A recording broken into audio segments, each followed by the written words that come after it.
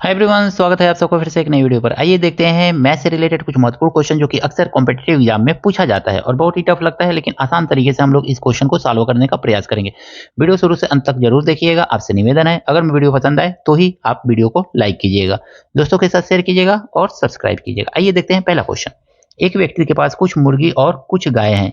इनके पैरों की संख्या 140 है, यानी कि यल हेन प्लस यल काऊ, दोनों के पैरों की संख्या कितनी है?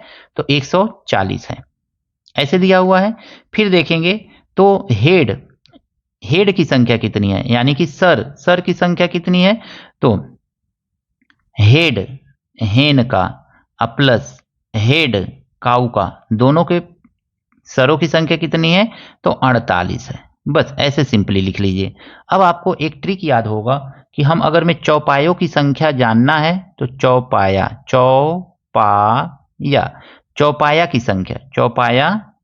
की संख्या, अगर मैं आपको चौपायों की संख्या निकालनी है तो एक ट्रिक लगाइए। इसमें क्या होता है? तो सीधे सीधे लिखा जाता है लेग बाई 2 माइनस हेड। तो चौपायों की संख्या आपको सीधे सीधे मिल जाएगा।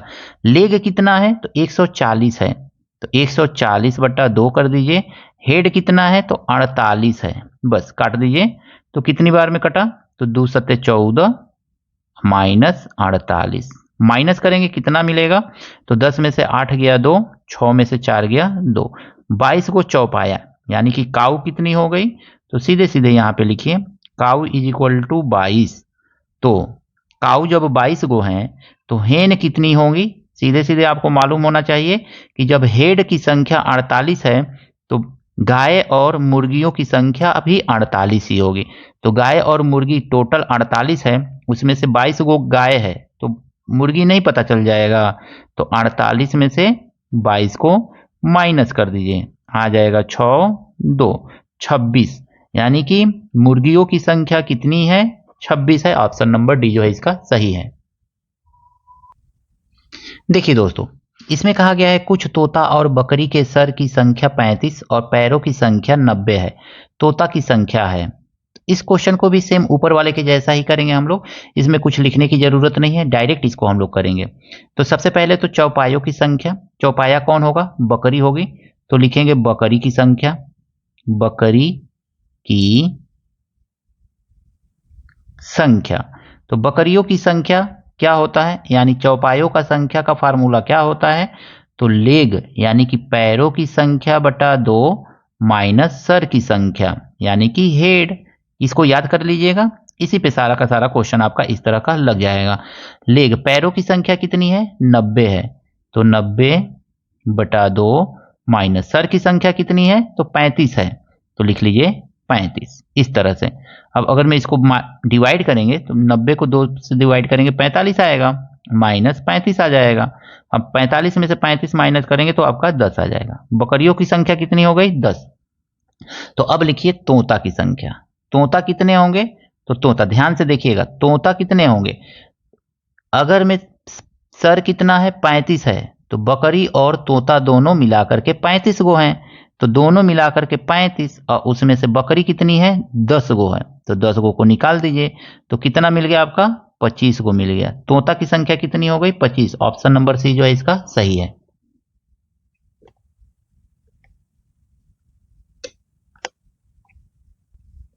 देखिए दोस्तों, इस क्वेश्चन में कहा गया है 15 गुणे 25 गुणे 35 में इकाई का अंक है। इसको तो देखिए कि आप बता सकते हैं कि ऑप्शन नंबर डी जो है इसका सही है। कैसे?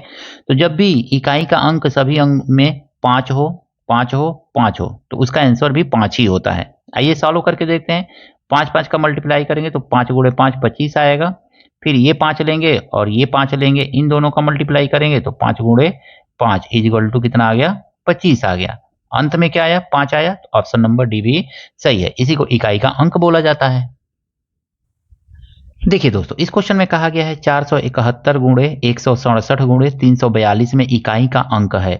इसमें देखेंगे इकाई का अंक 1 है, इसमें 7 है, इसमें 2 है, अलग अलग है। सबका इकाई का अंक लिख लेंगे बस। 1 गुणे 7 गुणे 2।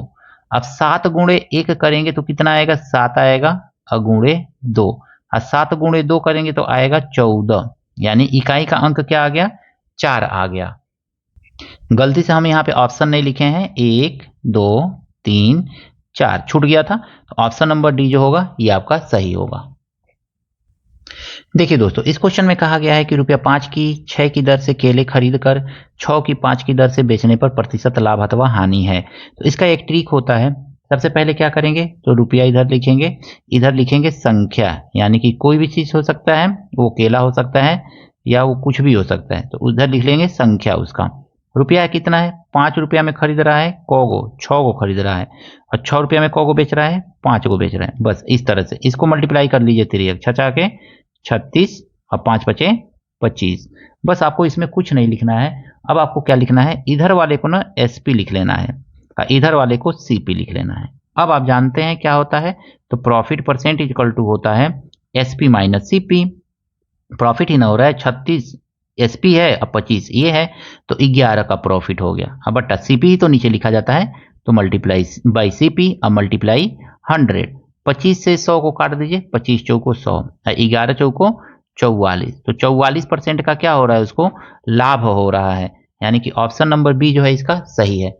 दोस्तों, ये पांचों क्वेश्चन आपको कैसे लगे कमेंट करके जरूर बताइएगा। अगर मैं अच्छा लगा होगा तभी लाइक कीजिएगा, अन्यथा मत लाइक कीजिएगा। अगर मैं वीडियो पसंद आया है तो दोस्तों के साथ शेयर कीजिएगा। चैनल पर नए हैं तो चैनल को भी सब्सक्राइब जरूर कीजिएगा। मिलते हैं नेक्स्ट वीडियो में इसी तरह के कुछ नए प्रश्नों के साथ। कोई भी क्वेरी है, कोई भी क्वेश्चन है आपके मन में, कुछ संदेह है, जरूर कमेंट करके बताइएगा ताकि हमको भी सुधार करने का मौका मिले। Thank you, best of luck.